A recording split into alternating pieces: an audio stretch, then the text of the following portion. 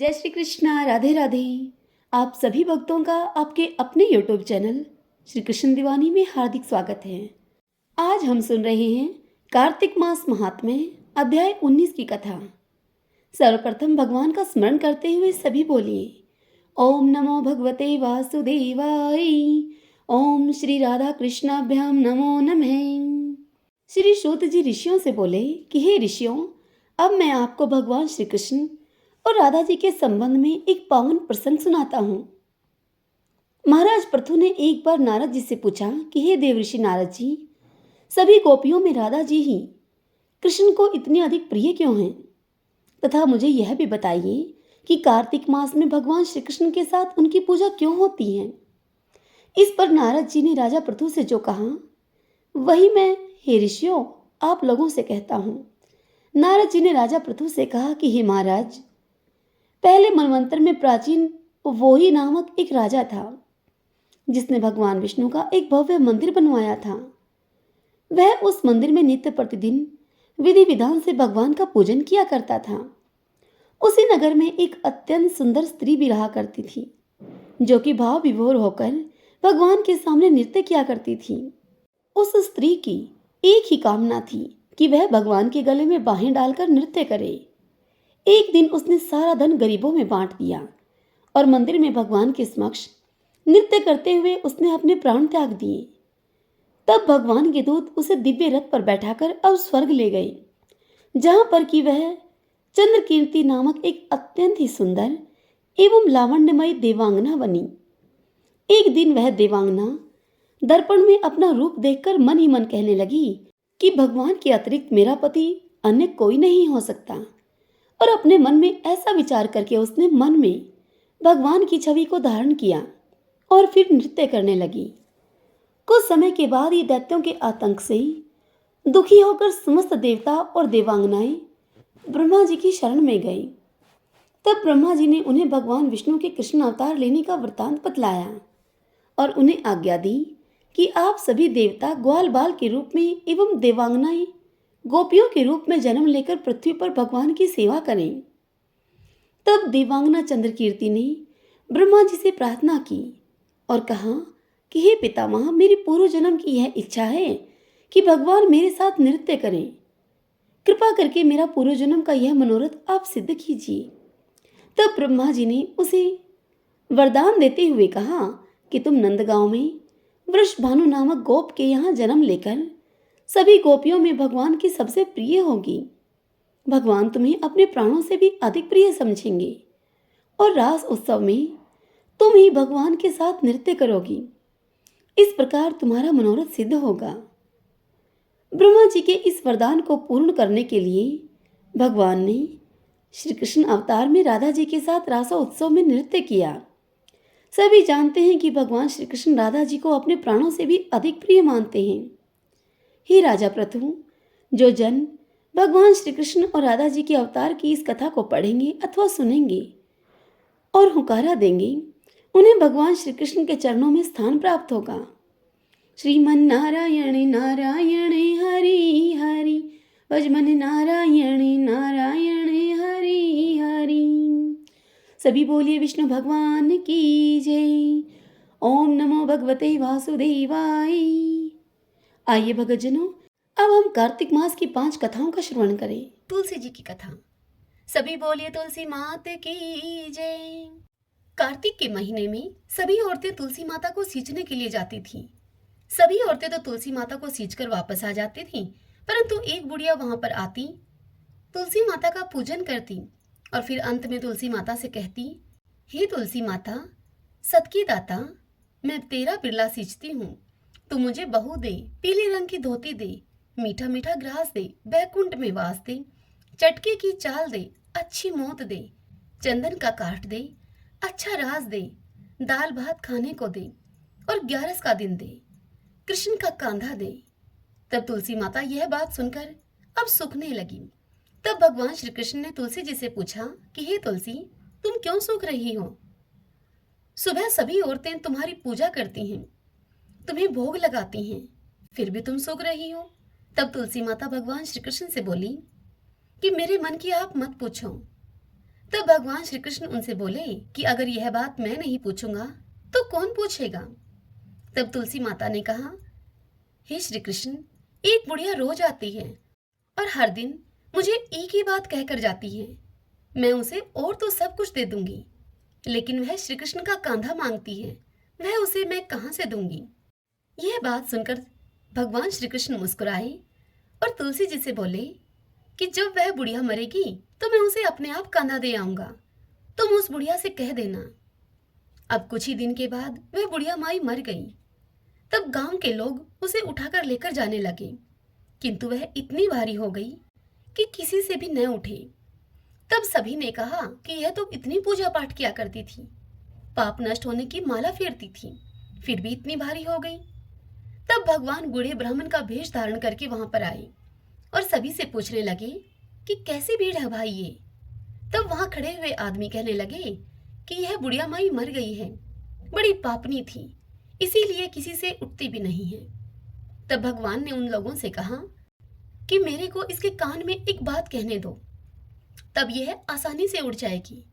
तब वहां लोग खड़े हुए थे, वह कहने लगे कि ठीक है भाई, तू भी अपनी कोशिश करके देख ले। तब भगवान बुढ़िया माई के पास गए और उसके कान में कुछ यूं बोले। भगवान श्री कृष्ण ने कहा कि बुढ़िया माई, अपने मन की निकाल ले, पीतांबर की धोती ले, मीठा मीठा ग्रास ले, बैकुंठ का वास ले, चटक की चाल ले, चंदन का काठ ले, झालर की झनकार ले, दाल भात का जीमन ले और कृष्ण का कांधा ले। यह बात सुनकर अब बुढ़िया माई हल्की हो गई, उसे भगवान श्री कृष्ण अपने कंधे पर ले गए। अंत में बुढ़िया माई को मुक्ति मिल गई। हे तुलसी माता, जैसे आपने उस बुढ़िया माई की मुक्ति करी, वैसे ही हमारी भी करना। जैसे भगवान श्री कृष्ण ने उस बुढ़िया माई को कांधा दिया, वैसे ही हमको भी देना। सभी बोलिए तुलसी माता की जय। किसी गांव में एक सेठ सेठानी रहते थे। घर में धन धान्य की उनके किसी प्रकार की कोई कमी नहीं थी। वे दोनों पति पत्नी पीपल देव की नितनेम से पूजा किया करते थे। वे दोनों पीपल सींचने के लिए 5 कोस दूर जाया करते थे। समय अब बीतता चला गया, लेकिन उनका यह नियम नहीं बदला। वह दोनों अब वृद्ध हो गए थे। उम्र बढ़ने के कारण अब वह पीपल सींचकर जब घर पर आते तो बहुत ही थक जाते और फिर घर आने के बाद उनसे कुछ काम भी नहीं हो पाता था। एक दिन सेठानी अपने पति से कहती है कि पीपल सींचकर आने के बाद इतनी थकान हो जाती है कि मैं घर का काम भी भली भांति नहीं कर पाती हूँ, जिससे कि घर का काम करने में मुझे देरी हो जाती है। अगर हमारे कोई संतान होती तो वह घर का काम कर लेती। सेठ जी तो पहले से ही मन संतान न होने के कारण बड़े दुखी रहते थे, किंतु सेठानी से इस विषय में वह कुछ कह नहीं पाते थे। लेकिन उनको बात यह खाई जाती थी कि हमारे जाने के बाद इस कारोबार का कौन मालिक होगा, इस कारोबार को कौन संभालेगा। अब आज सेठानी की बात को सुनकर वह भी अत्यधिक दुखी हो गए। सेठ जी की चिंता और अधिक बढ़ गई। सेठ जी को इस प्रकार चिंता में डूबा हुआ देखकर एक दिन सेठानी ने दाई को अपने घर पर बुलाया और उससे कहा कि तुम सेठ जी से जाकर कह दो कि मैं मां बनने वाली हूं और यही बात गांव में हर जगह फैला दो। गांव के लोगों की औरतों को भी कह दो। अगर तुम ऐसा करोगी तो मैं तुम्हें बहुत अधिक धन दूंगी और 9 लखा हार भी दूंगी। दाई सेठानी की बात को सुनकर लालच में आ गई और फिर दाई ने वैसा ही किया जैसा कि सेठानी ने उसे करने के लिए कहा था। और फिर जब 6 महीने बीत गए तब सेठानी ने गोद भराई का कार्यक्रम रखा और फिर गांव में न्योता दिया गया। तत्पश्चात सेठानी ने दाई को फिर से बुलाया और उससे कहा कि मेरे 9वां महीना जब पूरा हो जाए तब तुम किसी के घर में भी बच्चा पैदा हो, उस बच्चे को लाकर मेरे घर में रुला देना। तुम्हारे ऐसा करने से मैं तुम्हें बहुत अधिक धन दूंगी। दाई ने सेठानी के कहे अनुसार वैसा ही किया। जब सेठानी के 9 महीने पूरे हो गए तब दाई ने एक नवजात शिशु को सेठानी के घर में लाकर रुला दिया और फिर दाई ने यह ढिंडोरा पिटवा दिया कि सेठानी ने एक पुत्र को जन्म दिया है। तत्पश्चात 100 महीना पूरा होने पर सेठानी ने जलवा पूजन का कार्यक्रम रखा। उस कार्यक्रम में उसने पूरे गांव को बुलाया। जब जलवा चूड़े की रस्म होने लगी तब लोगों ने उससे पूछा कि तुम्हारा बच्चा कहाँ है सेठानी। तब सेठानी कहने लगी कि यह पूजा मैं कटार के साथ करूंगी, कुंवर सा को नजर लग जाएगी, इसीलिए उसे अभी बाहर नहीं निकालेंगे। और इसी प्रकार 5 से 6 साल बीत गए। गांव के किसी भी व्यक्ति या किसी भी औरत ने कुंवर सा को नहीं देखा था। फिर एक दिन सेठानी सेठ जी से कहती है कि मेरा बेटा पढ़ने के लिए काशी जी जाएगा। सेठानी की यह बात सुनकर सेठ जी उससे कहते हैं कि मैंने तो आज तक तेरे बेटे को ही नहीं देखा है। कहाँ है तेरा बेटा? जिस बेटे को मैंने आज तक नहीं देखा उसे काशी जी में कैसे भेजूंगा पढ़ने के लिए? यह सुनकर सेठानी बोली कि जैसा मैं बोल रही हूँ आप वैसा ही करिए। पूरे गांव में आप यह बात बता दीजिए कि हमारा बेटा काशी जी पढ़ने के लिए चला गया है। सेठ ने सेठानी के कहे अनुसार सारे गांव में ऐसा ही बोल दिया। अब ऐसे ही समय बीता गया। फिर एक दिन सेठानी सेठ जी से बोली कि हमारा बेटा अब 16 वर्ष का हो गया है, उसकी शादी करनी है। आप एक सुंदर सुशील कन्या को देखकर मेरे बेटे की शादी करवा दो और घर में बहू ले आओ। सेठानी की इस बात को सुनकर सेठ जी गुस्से में उससे बोले कि तुम क्यों मेरे बुढ़ापे पर मिट्टी फेंक रही हो? जिस बेटे को आज तक मैंने नहीं देखा उसके लिए मैं बहू कहाँ से लेकर आऊं? तब सेठानी सेठ से दोबारा बोली कि आप लड़की ढूंढो तो सही, मेरा बेटा आ जाएगा। सेठ जी के पास धन की तो कोई कमी थी नहीं। सेठानी के जोर देने पर सेठ जी ने मन में कुछ सोच विचार किया और फिर एक पोटली ली और उस पोटली में थोड़ा सा आटा डाला। पोटली को बांधने से पहले उन्होंने उस पोटली में सोने की कुछ मोहरें डाल दी और लड़की ढूंढने के लिए अब सेठ जी चल पड़े। चलते चलते वह एक गांव में पहुंचे जहां पर कुछ लड़कियां खेल रही थीं। सेठ जी अब थक गए थे और उन लड़कियों के खेल को देखने की इच्छा से वे उन लड़कियों के पास ही बैठ गए। जब वे सभी लड़कियां खेल खत्म करके अपने अपने घर को जाने लगी तब सभी लड़कियां अपने द्वारा बनाए गए मिट्टी के घरों को तोड़ रही थीं, परंतु उनमें से एक लड़की ने अपना बनाया हुआ घर नहीं तोड़ा। तब बाकी लड़कियां उसे कहने लगी कि तुमने अपना घर क्यों नहीं तोड़ा? तब वह लड़की बोली कि मैं अपना बनाया हुआ घर कभी नहीं तोड़ूंगी। फिर वह सभी लड़की अपने अपने घर चली गईं। सेठ जी वहां से उठे और उसी लड़की के पीछे पीछे चल दिए। सेठ जी को वह लड़की सियानी लगी जिसने अपना घर नहीं तोड़ा था। सेठ जी को वह लड़की बड़ी ही बुद्धिमान लगी। अब चलते चलते सेठ जी उसी लड़की के घर के आंगन में पहुंच गए और वहीं आंगन में ही वहां बैठ गए सेठ जी और उस लड़की से कहने लगे कि बेटी, मैं 2 दिन से भूखा हूँ, क्या तुम मुझे खाना खिला दोगी? तब लड़की ने सेठ जी से कहा कि ठीक है। फिर लड़की घर के अंदर जाकर अपनी माँ से बोली। तब उसकी माँ उससे बोली कि बेटी, मैंने तो खाना खा लिया है, अब तो घर में खाने के लिए कुछ भी नहीं है, आटा भी नहीं है। लड़की ने यही सब जाकर बाहर उस बुजुर्ग व्यक्ति अर्थात उस सेठ जी से कह दिया। तब सेठ जी उस लड़की से बोले कि बेटी, आटा मेरे पास है, तुम यह आटा ले जाओ और मुझे खाना बना दो। सेठ जी ने वह पोटली उस लड़की को थमा दी। लड़की ने वह पोटली लाकर अपनी माँ को दे दी। माँ ने जब पोटली को खोलकर देखा तो उसमें सोने की 4 मोहरें भी हैं। तो उसने वह सभी मोहरें लड़की के हाथ में देकर उससे कहा कि बेटा, यह सोने की मोहरें उन्हें वापस देकर आओ। जब लड़की बुजुर्ग व्यक्ति के पास सोने की मोहरें देने के लिए जाती है तो वह कहते हैं कि बेटी, यह मोहरें तुम ही रख लो, हमारे घर में पैसे की कोई कमी नहीं है। फिर उन मोहरों को लड़की अपने पास रख लेती है। इतनी देर में ही उस लड़की के पिता भी वहां पर आ जाते हैं। तत्पश्चात सेठ जी और लड़की के पिता में आपस में बातचीत होने लगती है। अब कुछ समय के बाद भोजन की थाल भी लगा दी जाती है और सेठ जी भोजन करने के लिए वहां बैठ जाते हैं और खाना खाते हैं। सभी बैठे हुए लड़की के पिता सोचते हैं कि यह बुजुर्ग व्यक्ति बड़ा ही धनवान है। अब जैसे ही सेठ जी खाना खाकर उठते हैं तब उस लड़की के पिताजी उनसे पूछते हैं कि आप आगे कहाँ जा रहे हैं? तब सेठ जी उनसे बोलते हैं कि मैं अपने लड़के की शादी के लिए लड़की देखने के लिए जा रहा हूँ। मेरा लड़का काशी जी पढ़ने के लिए गया हुआ है, वह 12 वर्ष के बाद लौट कर आएगा। यह सुनकर लड़की के पिता ने अपने मन में विचार किया कि यह व्यक्ति बड़ा ही धनवान है और लड़के की शादी कराने के लिए लड़की भी ढूंढ रहा है। क्यों ना मेरी लड़की का विवाह इसके लड़के से हो जाए। मेरी लड़की इनके घर में जाएगी तो बड़ा सुख पाएगी, राज रचेगी। यदि यह विवाह हो जाए तो कितना अच्छा हो। तत्पश्चात लड़की के पिता ने उस बुजुर्ग अर्थात उस सेठ जी से कहा कि यदि आपको ठीक लगे तो आप अपने बेटे का विवाह मेरी बेटी से करवा दीजिए। यह सुनकर सेठ जी बड़े ही खुश हुए और फिर एक नारियल और 1.25 रुपए का शगुन उस लड़की को दे दिया। तत्पश्चात सेठ जी लड़की के पिताजी से बोले, मेरा बेटा काशी जी पढ़ने के लिए गया है और वह 12 वर्ष के बाद लौट कर आएगा। तब लड़की के पिता ने कहा कि कोई बात नहीं है। तत्पश्चात सेठ जी ने घर जाकर सारी बात सेठानी को बताई। कुछ दिन बीत जाने पर सेठानी ने सेठ जी से कहा कि अब विवाह करा के उस लड़की को अपने घर पर ले आओ। तब सेठ जी उससे कहने लगे कि यही तो मन में चिंता का विषय है।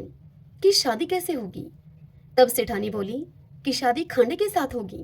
खांडा तलवार को कहा जाता है। तब सेठ जी फिर से लड़की के घर गए और वहां जाकर उनसे शादी के विषय में बात करते हुए कहते हैं कि मेरा बेटा अभी नहीं आ सकता, वह अभी काशी जी पढ़ने के लिए गया है। 12 वर्ष पूरे होने पर ही वह लौटेगा, अभी उसे आने में समय लगेगा। यदि आप राजी हो तो मैं अपने बेटे के स्थान पर यह खांडा रख दूंगा और यह शादी संपन्न हो जाएगी। पुराने जमाने में लोग ऐसे ही शादियां कर दिया करते थे। असली कीमत तो आदमी की वचन और जुबान की होती है। सेठ जी की बात को सुनकर लड़की के पिता ने खूब सोच विचार करके लड़की की शादी खांडे के साथ करवा दी। तत्पश्चात सेठ जी बहू को लेकर अपने घर को लौटे। सेठानी बहू को देखकर बड़ी खुश हुई, फूली न समाई। जब सेठ सेठानी पीपल सींचने के लिए जाते तो बहू पीछे से इस घर का सारा काम निपटा लेती और सेठ सेठानी के घर वापस आने पर वह बहू उनके लिए खाना बनाकर तैयार रखती थी और फिर उनके लिए खाना परोसती। तत्पश्चात वह बहू अपनी सास के पैरों की खूब मालिश करती और उनकी खूब सेवा करती और प्रेम के साथ उनके साथ उस घर में रहती। यह सब करते करते अब ऐसे ही 1 वर्ष बीत गया। फिर एक दिन जब सेठ सेठानी पीपल सींचने के लिए गए हुए थे तब उनके घर की आग बुझ गई। बहू जब आग लेने के लिए पड़ोस के घर में गई तब बहू ने पड़ोसन से जाकर कहा कि मुझे थोड़ी सी आग दे दो, मेरे सास ससुर आने वाले होंगे, मुझे उनके लिए जल्दी से खाना भी बनाना है। तब पड़ोसन ने उस बहू से पूछा कि तुम किसकी बहू हो। तब वह बहू कहने लगी कि मेरे पति काशी जी पढ़ने के लिए गए हैं। यह सुनकर पड़ोसन बहू से बोली कि सेठ सेठानी की तो कोई औलाद ही नहीं है, ये तुमसे झूठ बोल रहे हैं, ये तुझे ऐसे ही काम करने के लिए लेकर आए हैं। और इस प्रकार की बातें कहकर पड़ोसन ने उस बहू के कान भर दिए। फिर बहू ने घर आकर बिना मन के ही खाना बनाया, सारे जेवर उतार दिए और बिना श्रृंगार किए हुए पुरानी साड़ी पहन ली। जब सास ससुर पीपल सींचकर घर को लौटे तब उन्होंने देखा कि आज तो घर का कोई काम नहीं हुआ है। तत्पश्चात उन्होंने बहू से खाना मांगा। बहू ने खाना ला कर दिया। जब उन्होंने खाना खाया तो खाना बिल्कुल फीका था, बिल्कुल बेस्वाद खाना था, उसमें नमक मिर्च कुछ भी नहीं था। तब उन्होंने बहू से पूछा कि बहू आज क्या बात है, बहू आज खाना बिल्कुल फीका सा है। तब बहू ने उत्तर दिया कि आपको तो आज ही खाना फीका मिला है, मेरी तो पूरी जिंदगी ही फीकी है। तब सेठानी पूरी बात समझ गई कि आज इसके किसी ने कान भरे हैं, सब कुछ इसको बता दिया है। अब सेठानी सारी बात देखते समझते हुए चुप रहती है। फिर दूसरे दिन सेठ सेठानी पीपल सींचने के लिए जाने लगते हैं। तब बहू कहती है कि आपने मुझे 6 कोठों की तो चाबी दे रखी है, 7वें कोठे की चाबी मुझे क्यों नहीं दी है, मैं कौन सी बहू हूँ आपकी। तब सेठानी उससे बोली कि नहीं बेटा, ऐसी बात नहीं है, मैंने तो ऐसे ही यह चाबी तुम्हें नहीं दी थी। और फिर सेठानी 7वें कोठे की चाबी भी बहू को दे देती है और बहू को पड़ोसन से बात करने के लिए मना करती है। और फिर वह दोनों पीपल सींचने के लिए चले जाते हैं। अब पीपल सींचते समय भगवान विष्णु का नाम लेते रहे, वह माता लक्ष्मी का नाम लेते रहे। वह दोनों भक्ति भाव से भगवान विष्णु और माता लक्ष्मी की भक्ति, बार बार उनके नाम का उच्चारण करना, उन्हें भोग लगाना, यह तो उन दोनों की दिनचर्या का हिस्सा था। लेकिन उस दिन उनके मन में बहू के घर से जाने का डर भी था, उनकी आंखों में नमी थी और चिंता भी थी। वह बार बार बोल रहे थे कि भगवान आप ही हमारी लाज रखना। भगवान सदैव अपने भक्तों पर दयालु रहते हैं। वह भक्तों के दुखों में दुखी होकर स्वयं उसका निवारण करने के लिए आ जाते हैं। उधर सास ससुर के घर से जाते ही बहू जल्दी जल्दी काम निपटाकर पहले कोठे को खोलकर देखती है तो उस कोठे में, उस कमरे में खूब सुंदर सुंदर कपड़े थे। बहू उन कपड़ों को पहन पहन कर देखती है और खूब खुश होती है। इसी तरह बहू ने दूसरे कोठे को खोला, उसमें बहुत सुंदर सुंदर गहने भरे थे। अब बहू ने रोज रोज नए नए कपड़े गहने पहनना शुरू कर दिया। सास ससुर के आने से पहले वह उन कपड़ों और गहनों को उतार कर वापस रख देती थी। इसी तरह तीसरे कोठे में स्वादिष्ट व्यंजन थे। वह अपनी पसंद की मिठाइयां खाती और पूरा दिन खुश रहती थी। बहू ने जब चौथे कोठे को खोलकर देखा तो उसमें भांति भांति के अनाज रखे थे। 5वें और 6ठे कोठे को खोलकर देखा तो उसने देखा कि उस कमरे में हीरे और जवाहरात थे। अब उस सेठानी की बहू इन्हीं सब चीजों में व्यस्त रहकर खूब खुश रहने लगी।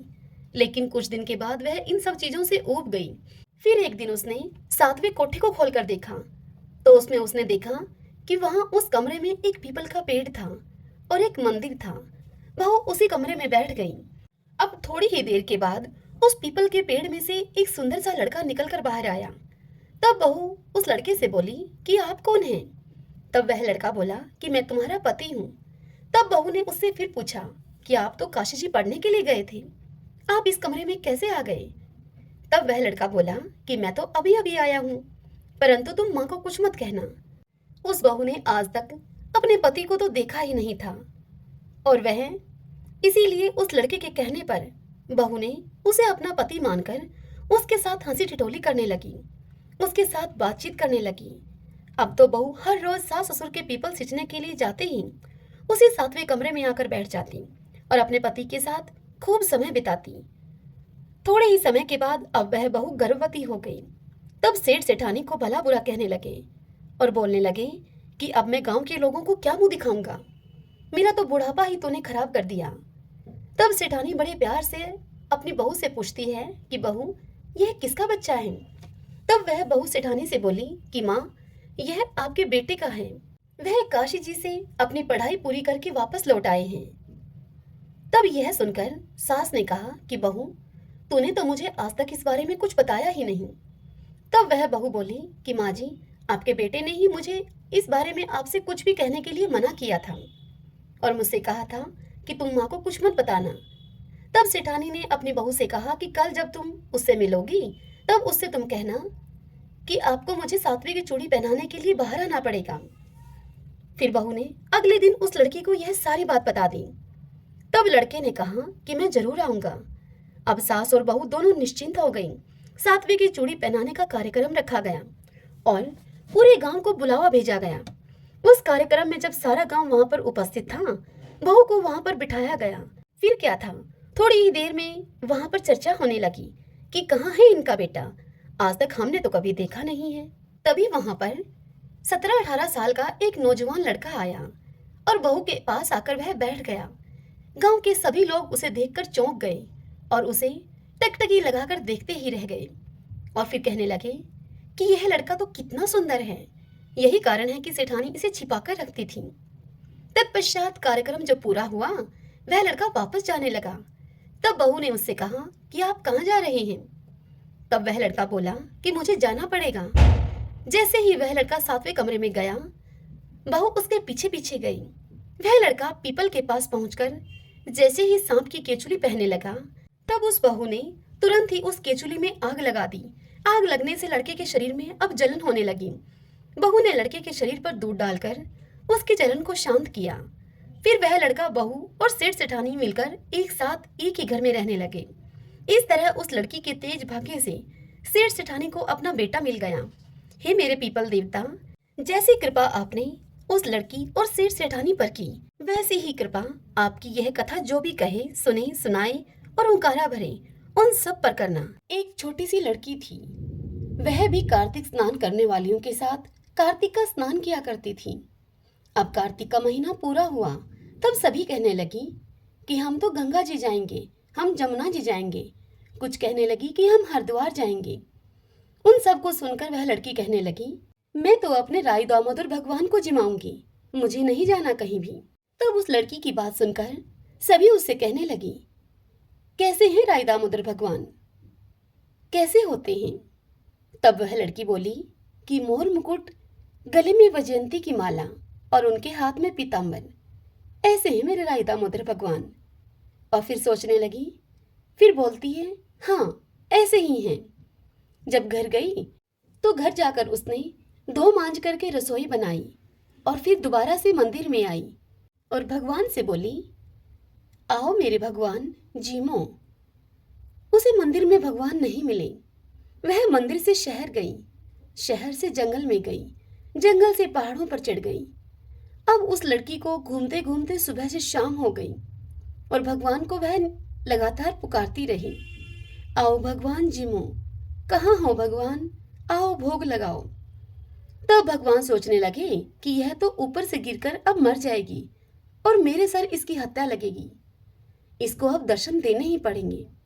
और फिर भगवान ब्राह्मण का रूप धारण करके वहां आए और उस लड़की से बोले कि चल बेटा, तेरा भगवान मैं हूं, तू मुझे जिमा दे।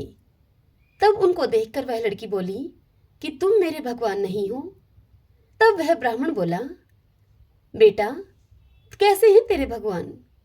तब उस लड़की ने उत्तर दिया कि मेरे भगवान तो मोर मुकुट, गले में वैजयंती माला और उनके हाथ में पीतांबर हैं, ऐसे हैं मेरे भगवान। यह सुनकर वह ब्राह्मण बोला, ऐसे हैं तेरे भगवान? तब वह लड़की बोली कि हाँ, ऐसे हैं मेरे भगवान। तब भगवान ने चतुर्भुजी रूप दिखाया तो वह लड़की खुश होकर उनसे बोली कि हाँ हाँ हाँ, तुम ही हो मेरे भगवान। अब आगे आगे वह बावली खुश होकर भागी जाई और पीछे पीछे भगवान चले आए। अब वह लड़की भागी भागी संग की सहेलियों के घर गई और उनको जाकर बोली कि मेरे घर भगवान आए हैं, चलो तुम भी आ जाओ। तब उसकी सखी सहेलियां व्यंग्यात्मक उससे बोली कि हाँ, इसके घर भगवान आए थे। तब एक आधी जनी बोली उनमें से कि देखें तो सही, इसके कैसे भगवान हैं, कैसे दिखते हैं इसके भगवान। भगवान तो अपने भक्तों पर कृपालु होते हैं।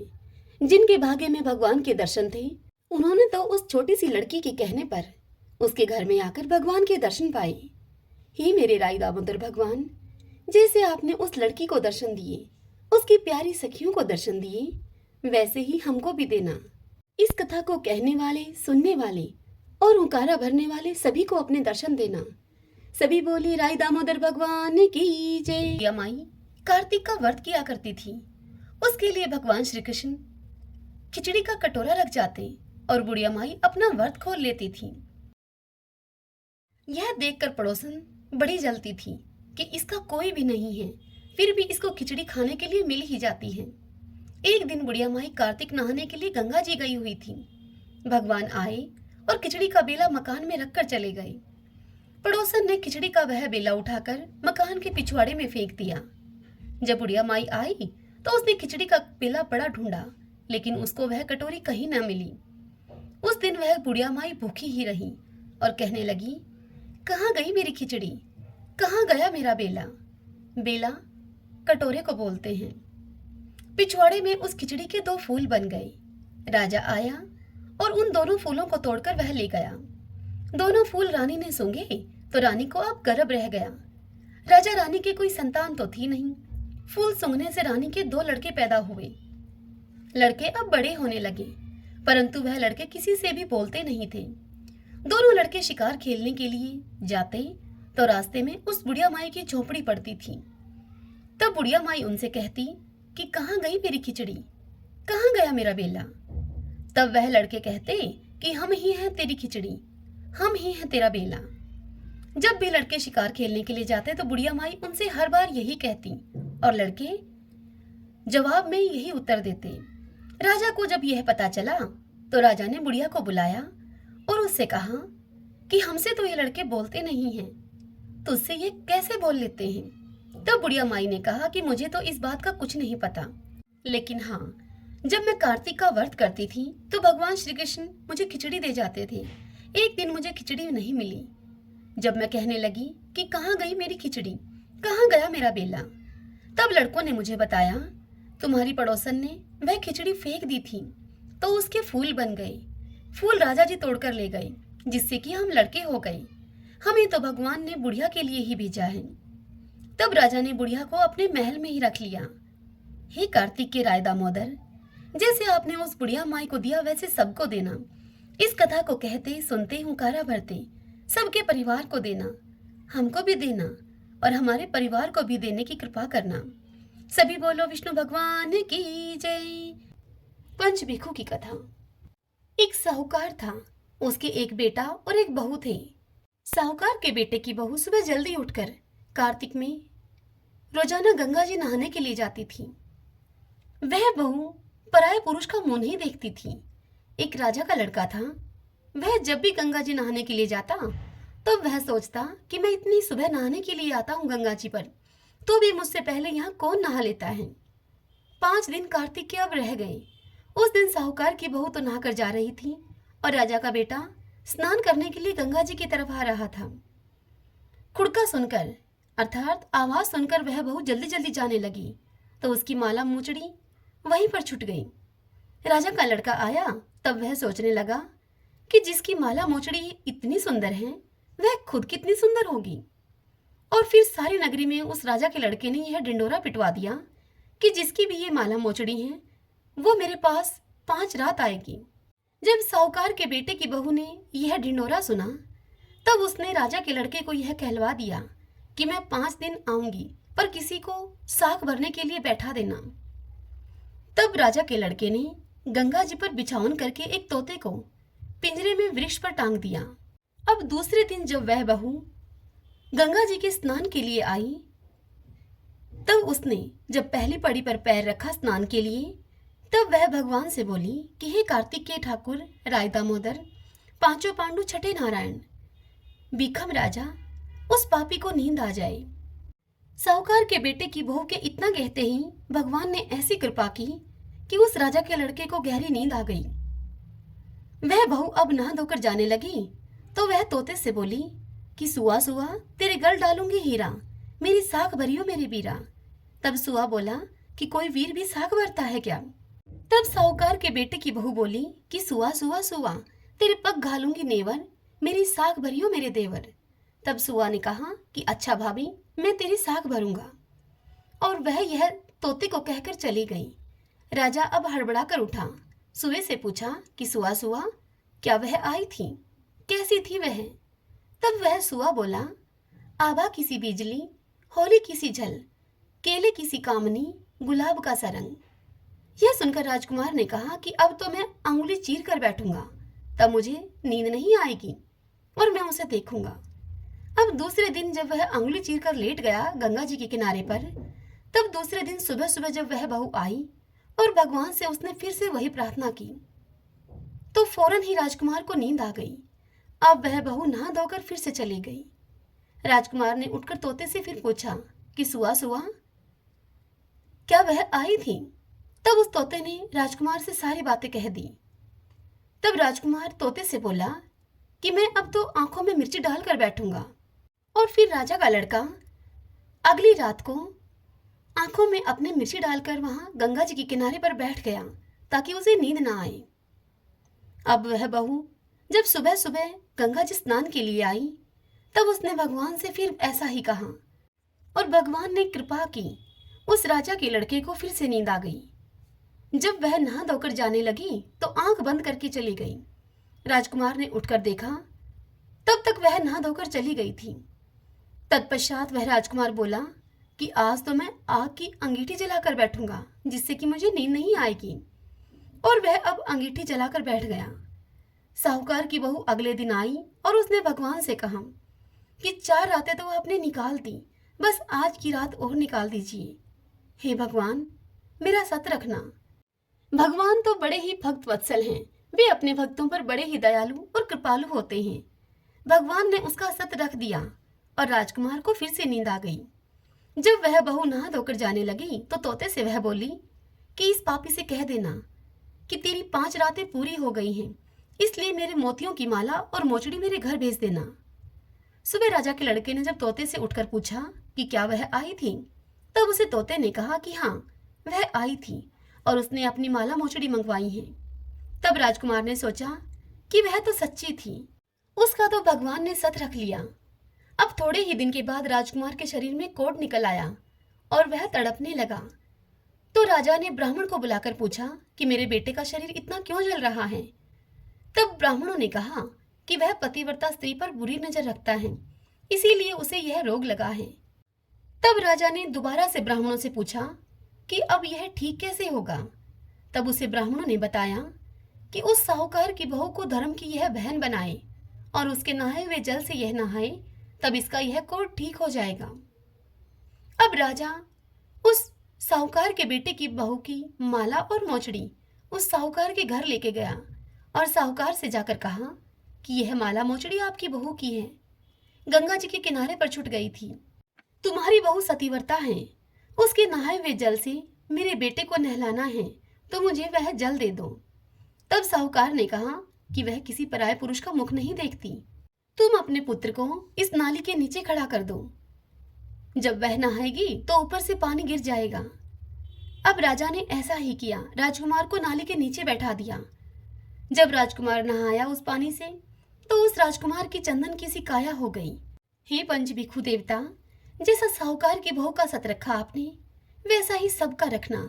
इस कथा को कहते सुनते हुंकारा भरते अपने सारे परिवार का सत रखना। पुनो नहाई पड़वा नहाई, 5 रतन पंच तीरथ पंच भिखम नहाई। 1 टका मेरी गांठ में, सुनियो हे रघुराई। आधे का लाई आंवला आधे की राई, राई दामोदर सांवला जिसने सृष्टि रचाई। राजा के घर उतरी पुत्री बन के आई, राजा लाया ब्याह के रानी बनकर आई। 4 चक्कर 4 मक्कर 4 दिए किलो, मैं तुझसे पूछूं हे श्री कृष्ण जी, कब निस्तारा होए। जब आएगा कार्तिक का महीना तब निस्तारा होए। सभी बोले पंच भिखु देव भगवान विष्णु की जय। तपसी लपसी की कहानी। तपसी लपसी की कहानी सभी व्रत कथा कहानियों का पूर्ण फल प्राप्त करने के लिए हर कथा कहानी के पश्चात जरूर सुने। और आज तो विशेष दिन है, चौथ माता का दिन है। आज इन कथाओं को सुनने का विशेष पुण्य मिलता है। एक तपसी था, एक लपसी था। तपसी तो भगवान की तपस्या करता था और लपसी सवासेर की लापसी बनाकर भगवान को भोग लगाता और लोटा हिलाकर जीम लेता था। एक दिन दोनों लड़ने लगे। लपसी बोला कि मैं बड़ा हूँ, तपसी बोला मैं बड़ा हूँ। इतने में ही नारद जी वहां पर आ गए और उनसे पूछने लगे कि तुम क्यों लड़ रहे हो। तब लपसी ने कहा कि मैं बड़ा हूँ और तपसी ने कहा मैं बड़ा हूँ। तपसी बोला कि मैं तो सारे दिन भगवान की पूजा करता हूँ। यह सुनकर नारद जी बोले कि मैं तुम्हारा फैसला कल कर दूंगा। दूसरे दिन तपसी नहा धोकर आ रहा था तो नारद जी ने 1.25 करोड़ की अंगूठी उसके आगे फेंक दी। जब तपसी ने यह देखा कि 1.25 करोड़ की अंगूठी उसके आगे पड़ी है तो उसने वह झट से अंगूठी उठाकर अपने बगल के नीचे घुटने के नीचे दबा ली और तपस्या करने लग गया। उधर लपसी सुबह उठकर नहा धोकर 1.25 सेर की लापसी बनाकर भगवान को भोग लगाकर लोटा हिलाकर अब जीमने लगा कि इतने में ही नारद जी वहां आ गए और फिर नारद जी ने दोनों को अपने पास बुलाकर बिठाया। तब दोनों ने पूछा कि बताइए महाराज, हम दोनों में से कौन बड़ा है। तब तपसी बोला कि मैं बड़ा हूं। तब नारद जी ने कहा कि तू हाथ उठा। हाथ उठाया तो 1.25 करोड़ की अंगूठी निकली। तब नारद जी तपसी से बोले कि ये अंगूठी तो तब से तुमने चुराई है, इसीलिए तुम्हारी तपस्या अब भंग हो गई, इसीलिए अब लपसी बड़ा है। तपसी बोला कि महाराज, मेरी तपस्या का फल मुझे कैसे मिलेगा। तब नारद जी उसे बोले कि तेरी तपस्या का फल कार्तिक नहाने वाले तुझे देंगी। सभी कथा कहानियों को कहकर तेरी कहानी ना कहेंगी तो कार्तिक का फल उनका खत्म हो जाएगा और वह पुण्य फल तुझे मिलेगा। सभी बोलिए कार्तिक भगवान की जय। ओम नमो भगवते वासुदेवाय। आइए भगतजनों, तुलसी चालीसा का श्रवण करते हैं। जय जय तुलसी भगवती सत्यवती सुखदानी, नमो नमो हरि प्रियसी श्री वृंदा गुण खानी। जय नंदनी जग पूजिता विश्व पावनी देवी, जयति पुष्प सारा सुरभि देहु अमर वर अम्ब। श्री हरि शीश विराजनी देहु अमर वर अम्ब, जनहित हे वृंदावनी अब जन करहु विलंब। धन्य धन्य श्री तुलसी माता, महिमा आगम सदा श्रुति गाता। हरि के प्राण हूँ से तुम प्यारी, हर ही हेतु किन हो तप भारी। जब प्रसन्न हव दर्शन दीनो, तब कर जोरी विनय असकीनो। हे भगवन कंत मम हो, दीन जानि जनि छाड़हु छोहु। सुनि लक्ष्मी तुलसी की बानी, दिन हो शाप क्रोध पर आनी। अस अयोग्य वर मांगन हारी, हो विटप तुम जड़ तनु धारी। सुनि तुलसी ही शाप यो तिहि ठामा, करहु बास तहु नीचन धामा। दियो वचन हरि तब तत्काला, सुनहु सुमुख जनि हो बिहाला। समय पाई हव हो पति तोरा, पूजी हो आस बचन सत्य मोरा। तब गोकुल में गोप सुदामा, तासु भई तुलसी तू बामा। कृष्ण रास लीला के माही, राधे सखियो प्रेम लखि नाही। दिया शाप तुलसी तत्काला, नर लोकहि तुम जन्महु बाला। भयो गोप वह दानव राजा, शंख चूड़ नामक सिर ताजा। तुलसी भई तासु की नारी, परम सती गुण रूप अगारी। असद्व कल्प गीत जब गयो, कल्प तृतीय जन्म तब भयो। वृंदा नाम भयो तुलसी को, असुर जलंधर नाम पति को। करी अति द्वंद अतुल बल धामा, लिन्हा शंकर से संग्रामा। जब नित सन्य सहित शिव हारे, मरहि न तब हर हर ही पुकारे। पतिव्रता वृंदा थी नारी, को न सके पतहि गनहारी। तब जलंधर ही भेष बनाई, वृंदा डिग हरि पहुँचयो जाई। शिव हित लही करी कपट प्रसंगा, कियो सतीव धर्म ते ही भंगा। भयो जलंधर कर संहारा, सुनी वृंदा और शोक अपारा। तिहि क्षण दियो कपट हरि टारी, लखी वृंदा दुख गिरा उचारी। जलंधर ही जस हत्यो अभीता, सोई रावण हव हरि सीता। अस प्रस्तर सम हृदय तुम्हारा, धर्म खंडी मम पत ही सहारा। यही कारण लेहि शाप हमारा, होवे तनु पाषाण तुम्हारा। सुनी हरि तुरत ही वचन उचारे, दियो शाप तुम बिना विचारे। लखियो न निज कर तूति पति को, छलन चाह्यो जब पार्वती को। जड़मति तुहु अस हो जड़ रूपा, जग में तुलसी विटप अनूपा। धरवै रूप हम शालिग्रामा, नदी गंड की बीच ललामा। जो तुलसी दह हम ही चढ़ाई है, सब सुख भोगी परम पद पाई है। बिनु तुलसी हरि चलत शरीरा, अतिशय उठत शीश उर पीरा। जो तुलसी दल हरि शिव धारत, जो सहस्त्र घट अमृत डारत। तुलसी हरि मन रंजनी हारी, रोग दोष दुख भंजनी हारी। प्रेम सहित हरि भजन निरंतर, तुलसी राधा में नहीं अंतर। सभी बोलिए तुलसी मात की जय। आइए भक्तजनों, अब हम तुलसी माता की आरती और कार्तिक भगवान की आरती करते हैं। जय जय तुलसी माता, जय जय तुलसी माता। सब जग की सुखदाता, वरदाता, जय तुलसी माता। सब योगों के ऊपर, सब रोगों के ऊपर, रुज से रक्षा करके भवत्राता, जय जय तुलसी माता। बटुपुत्री हे श्यामा, सुर बलि हे ग्राम्या।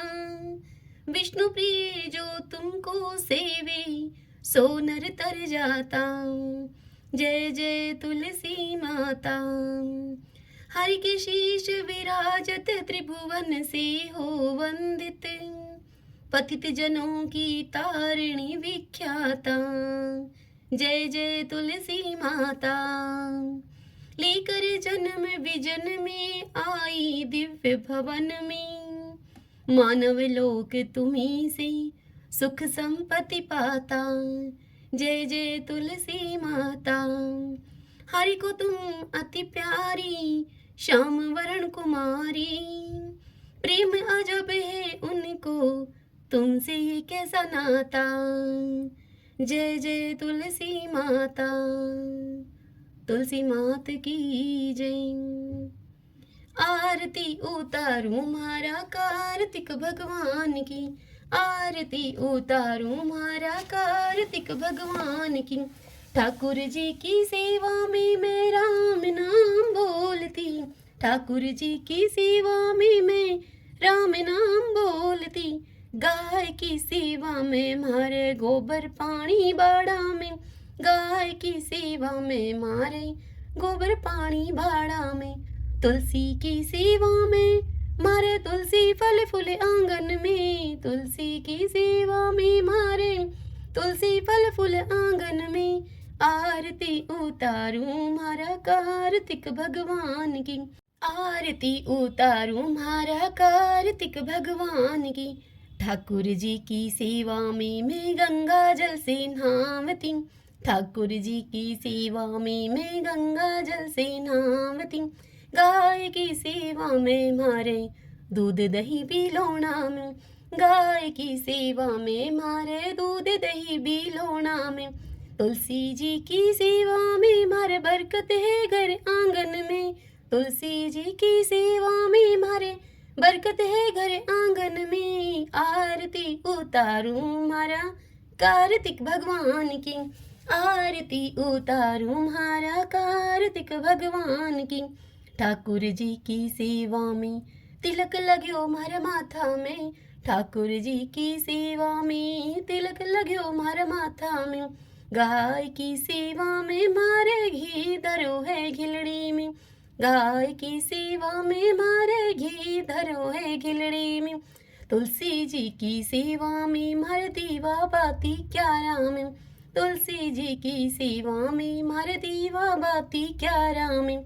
आरती उतारूं मारा कार्तिक भगवान की, आरती उतारूं मारा कार्तिक भगवान की, ठाकुर जी की सेवा में माखन मिश्री डोना में, ठाकुर जी की सेवा में माखन मिश्री डोना में, गाय की सेवा में मारे छाछरा पड़ी थाली में, गाय की सेवा में मारे छाछरा पड़ी थाली में, तुलसी जी की सेवा में मारे अखंड सुहाग साथ में, तुलसी जी की सेवा में मारे अखंड सुहाग साथ में, आरती उतारूं मारा कार्तिक भगवान की, आरती उतारूं मारा कार्तिक भगवान की, ठाकुर जी की सेवा में मैं नित उठ मंदिर जामती, ठाकुर जी की सेवा में मैं नित उठ मंदिर जामती, गाय की सेवा में मैं नित उठ के भुआरी लगावती,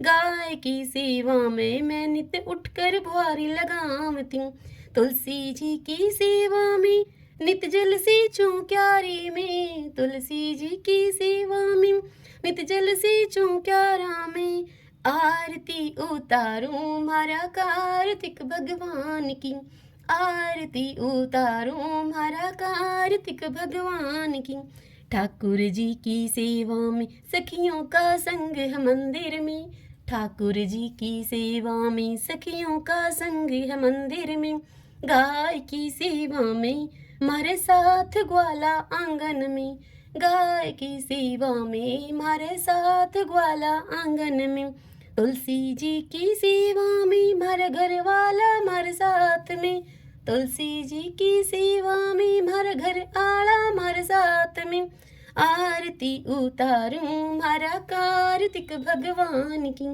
आरती उतारूं मारा कार्तिक भगवान की, ठाकुर जी की सेवा में मैं तुलसी माला फेरती, ठाकुर जी की सेवा में मैं तुलसी माला फेरती, गाय की सेवा में मारे गले गलसरी सोना की, गाय की सेवा में मारे गले गलसरी सोना की, तुलसी जी की सेवा में मारे सिर पर चुंदड़ी लाल है, तुलसी जी की सेवा में मारे सिर पर चुंदड़ी लाल है, आरती उतारूं मारा कार्तिक भगवान की, आरती उतारूं मारा कार्तिक भगवान की, ठाकुर जी की सेवा में बैकुंठा में मैं जामती, ठाकुर जी की सेवा में मैं बैकुंठा में जामती, गाय की सेवा में मैं पापों से मुक्ति पावती, गाय की सेवा में मैं पापों से मुक्ति पावती, तुलसी जी की सेवा में सातों जन्म सुख पावती, तुलसी जी की सेवा से मैं सातों जन्म सुख पावती, आरती उतारूं मारा कार्तिक भगवान की, आरती उतारूं मारा कार्तिक भगवान की। सभी बोलिए कार्तिक भगवान की जय। ओम नमो भगवते वासुदेवाय, ओम श्री कृष्णाय नमो नमः।